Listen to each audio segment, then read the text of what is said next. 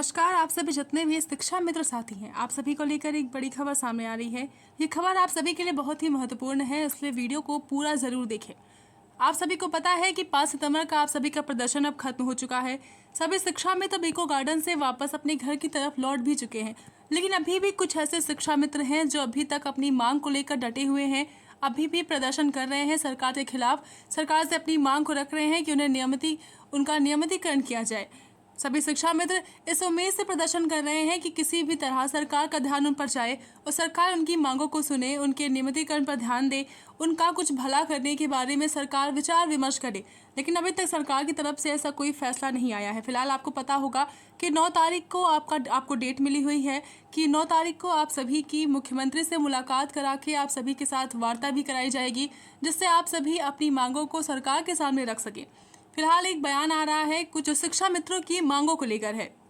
देखिए, शिक्षा मित्रों को सम्मानजनक मानदेय जरूर मिलना चाहिए। आज के तिथि में शिक्षा मित्र मात्र 10,000 रुपये मानदेय प्राप्त कर रहे हैं और 10,000 रुपये में एक परिवार का पालन पोषण, बच्चे को पढ़ाना लिखाना कितना कठिन कार्य है, ये बहुत आप लोगों से छुपा नहीं हुआ है। तो उनका एक सम्मानित मानदेय अवश्य होना चाहिए। और शिक्षा मित्रों से भी खराब दशा जो है अनुदेशकों की है, उनको भी वो कहने के लिए तो 6, 7, 8 जूनियर को पढ़ाते हैं, लेकिन उनका भी मानदेय जो है 9,000 के आसपास है। तो 9,000 मानदेय है, तो उनकी भी दशा बहुत दीनहीन है। तो क्यों सुधार नहीं हो रहा? दिक्कत किस लेवल पे आ रही है? दिक्कत सरकार के लेवल पे है। सरकार को उनको सम्मानित जो है मानदेय अवश्य प्रदान करना चाहिए। क्या कहना है आपका? नाम बताइए अपना।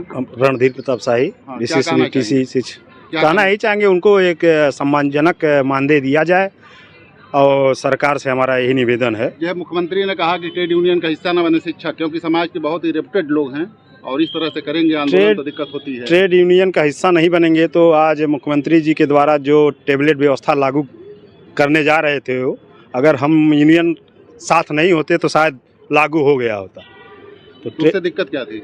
उससे दिक्कत कई प्रकार की थी। विद्यालय मान लीजिए समय से पहुंचना था, ठीक है, कोई दिक्कत नहीं है, लेकिन बाई चांस किसी को तबीयत खराब हो गई तो क्या हम 3 बजे तक वहाँ रुक के टेबलेट से हाजिरी दे के क्या अपने घर जाएंगे? अवकाश की व्यवस्था थी? नहीं, अवकाश की कोई व्यवस्था नहीं थी, हाफ CL की कोई व्यवस्था नहीं थी। तो इस नाते उसका विरोध। जो ये आंदोलन लगातार चल रहा है शिक्षकों का, इस पर क्या कहना चाहेंगे? इसका समाधान क्या है? मैं तारकेश्वर शाही, प्रदेश मंत्री, विशिष्ट बेटी शिक्षक वेलफेयर एसोसिएशन। शिक्षा मित्रों के साथ न्याय होना चाहिए। देखिए, शिक्षा मित्रों की उत्पत्ति श्रद्धेय कल्याण सिंह जी के ज़माने में 98 में हुई थी, जब BTC ट्रेंड लोग मिल नहीं रहे थे। तो बेसिक शिक्षा में चूँकि यूनिसेफ ने कहा था कि आप, वो भी धन देता था, यूनिसेफ जो है बेसिक शिक्षा को काफ़ी मदद किया, तो उसने कहा कि आपके यहाँ शिक्षकों की काफ़ी कमी है, अगर शिक्षकों की संख्या छात्रों के अनुपात में ठीक नहीं होगा तो हम अपना धन नहीं दे पाएंगे। श्रद्धेय कल्याण सिंह जी ने एक रास्ता निकाला। जो इंटर पास हमारे नौजवान थे गांव में, उनको उनके गांव में ही शिक्षा मित्र के रूप में नियुक्त करने का निर्णय लिया। और उसी समय 98 में ही पहली बार विशिष्ट BTC दरवाजे को खोलने का काम किया था। जो B.Ed ट्रेंड लोग थे, उन लोगों को पहली बार बेसिक शिक्षा में 6 महीने की ट्रेनिंग देकर और अध्यापक बनाने का काम किया था। पूर्णकालिक बना दिया था। जो B.Ed थे, 6 महीने की ट्रेनिंग देकर उनको पूर्णकालिक शिक्षक बना दिया। लेकिन उसके बावजूद वो 22,000 की संख्या थी केवल। तभी पूरा नहीं हुआ तो शिक्षा मित्रों का प्रादुर्भाव हुआ। और उस समय हमारा जो वेतन था वो लगभग 44-4500 था। 4500 था। तो ठीक शिक्षक ठीक उसके आधे पे शिक्षा मित्रों को फिक्स किया गया 2250। शिक्षक का वेतन जिनका 4500 था उस समय 98 में, आज उनका वेतन 1 लाख पार कर गया है। तो शिक्षा मित्रों को उसी अनुपात में 50,000 तो कम से कम होना चाहिए। कितना मिल रहा है इस समय शिक्षा मित्रों? मात्र 10,000। उसी फिक्स है 10,000? वो भी क्या फिक्स है? उनका 2250 था, 3,000 हुआ। ये बेचारे 3,000 से चले गए, 40,000 पे चले गए, अध्यापक हो गए, फिर बैक हो गए, तब जाके 10,000 पे फिक्स किया गया। ये उनके साथ न्याय नहीं है। उनको नियमित करने की आवश्यकता है। इतना दिन अपनी पूरी जवानी बेचारा बिता चुका है, कोई 45 साल 50 साल का हो गया है, वो कहाँ जाएगा? उसके रोजी रोटी की व्यवस्था सरकार की जिम्मेदारी है। मुख्यमंत्री ने मिलने के लिए बुलाया है, तो क्या समाधान कुछ दिख रहा है आपको? शिक्षा मित्रों को मिलने के लिए नहीं बुलाया है।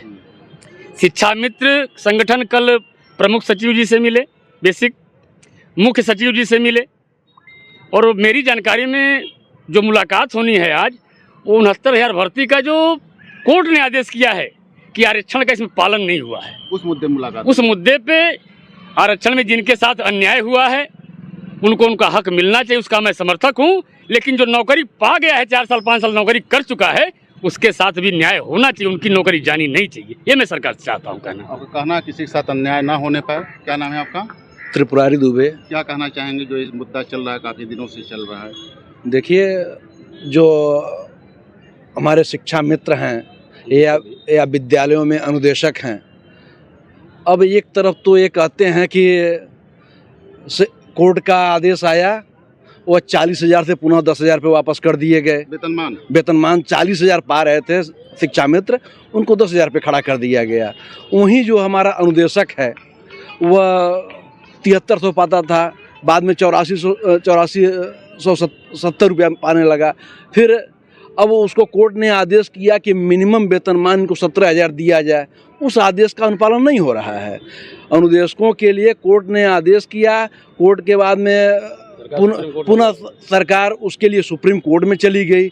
अब बताइए कि जो हमारे जूनियर स्कूलों में हम शिक्षकों के साथ पूरा समय दे करके पढ़ा रहे हैं अनुदेशक, और उनको आप 9,000 देंगे और वह सीनियर क्लास में पढ़ा रहे हैं, तो उनके साथ न्याय होनी चाहिए, उनको एक सम्मानित मानदेय मिलना चाहिए।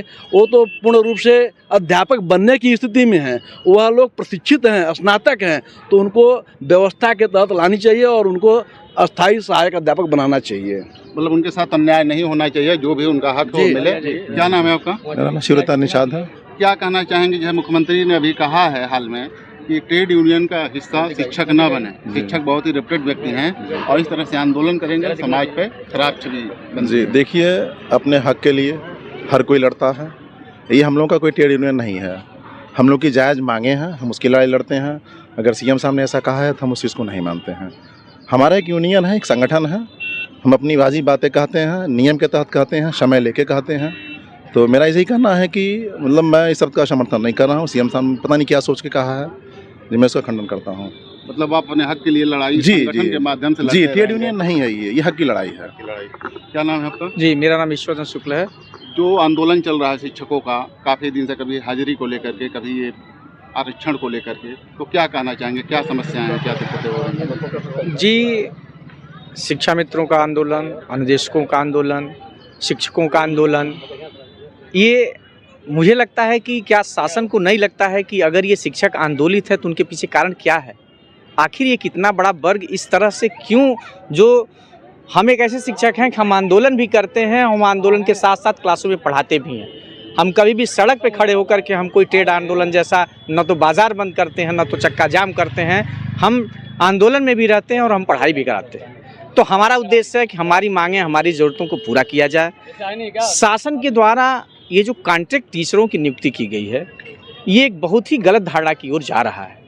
हमारे जो अनुदेशक हैं वो कुछ स्पेशल विषयों को पढ़ाते हैं, जैसे कुछ शारीरिक शिक्षा के, गेम के टीचर हैं, कुछ कंप्यूटर से जुड़े हुए हैं।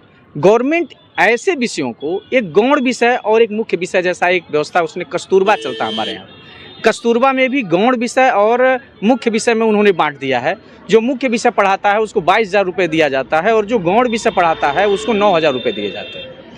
अब भारत सरकार कहती है खेलो इंडिया, ओलंपिक में पदक ले आओ, एशिया में पदक ले जाओ और बड़ी बड़ी जगहों पे पदक इकट्ठा करो, लेकिन जो खेल का लेवल है, जो स्कूल है हमारे यहाँ, उसके जो टीचर है वो गौण विषय के माने जाते हैं। हमारे अनुदेशक जो हैं, जी हाँ, वो हमारे यहाँ जो खेल के टीचर हैं, जो मुख्यतः अनुदेशक वही कहे गए हैं, वो जूनियर हाई स्कूलों में रखे गए वो अनुदेशक, और उनको 8,000 9,000 रुपये दे करके खेल को एक ऐसा विषय बना दिया कि हमारे लिए बच्चों के भविष्य का कोई विषय नहीं है, वो खेल एक खिलवाड़ का ही विषय है। तो इस तरह से विषयों को या बच्चों के भविष्य का जो निर्माण हो सकता है उसको इस तरह से डिस्ट्रीब्यूट करना, बांट देना, उसको कम अधिक की संख्या में लड़ाई लड़ाना, कुछ टीचरों को बड़ा टीचर समझना, कुछ टीचरों को छोटा टीचर समझना, और इस तरह करके जो बच्चों का भविष्य है वो निश्चित तौर पर मतलब शिक्षकों में वर्ग सही दिशा में नहीं जा रहा है। एक वर्ग भेद कर रहा है, एक वर्ग विभाजन तो ठीक करके नहीं है। सरकार अपनी नीतियों को संचालित करना चाहती है, उसका हम लोग विरोध करते हैं। जैसे जो मुख्यमंत्री से आज मुलाकात का जो शेड्यूल है, क्या उससे लगता है कुछ समाधान निकलेगा? नहीं, संभावना है। मुख्यमंत्री जी अगर चाहेंगे तो निश्चित रूप से सारी समस्याओं का समाधान मुख्यमंत्री जी के पास है। चाहे 69,000 शिक्षकों का मामला हो, चाहे शिक्षा मित्रों का मामला हो, और चाहे अनुदेशकों का मामला हो, तो निश्चित रूप से मुख्यमंत्री जी अगर हमें व्यक्तिगत रूप से इंटरेस्टेड हैं तो निश्चित रूप से हर समस्या का समाधान बातचीत के ही माध्यम से ही होना है। और निश्चित रूप से मैं समझता हूं मुख्यमंत्री जी सबके भविष्य को ध्यान में रखते हुए इसका सार्थक परिणाम निकालने की कोशिश करेंगे। जैसे आप लोग पहले भी कहते रहे कि मुख्यमंत्री जी जो जनता की लड़ाई रही या शिक्षकों की लड़ाई रही, पहले लड़ते रहे, अब वो कुछ बदलाव आ गया है क्या उनमें? क्यों वो समस्या समझ नहीं पा रहे हैं? नहीं, देखिए आज के लोकतंत्र में एक धरना प्रदर्शन लोकतांत्रिक ढंग से हम सरकार से अपनी बातों कहने का एक मंच बनाते हैं, वह किसी पार्टी के माध्यम से हो, किसी संगठन के माध्यम से हो, तो निश्चित रूप से शिक्षक संघ भी व्यक्तिगत मांगों को न रख के सामूहिक मांगों को एक संगठन के रूप में अपनी बात रखता है। तो हर कोई शिक्षक जो है संगठन से जुड़ा हुआ है और हम संगठन के माध्यम से उनसे बात करते हैं और लोकतांत्रिक ढंग से बात करते हैं। तो माननीय मुख्यमंत्री जी को निश्चित रूप से इस पे इस तरह का बयान देना कि ट्रेड यूनियन से न जुड़ा जाए, इस तरह का व्यवहार न किया जाए, निश्चित रूप से शिक्षक समाज का दर्पण होता है, उसी को देख के समाज चलता है।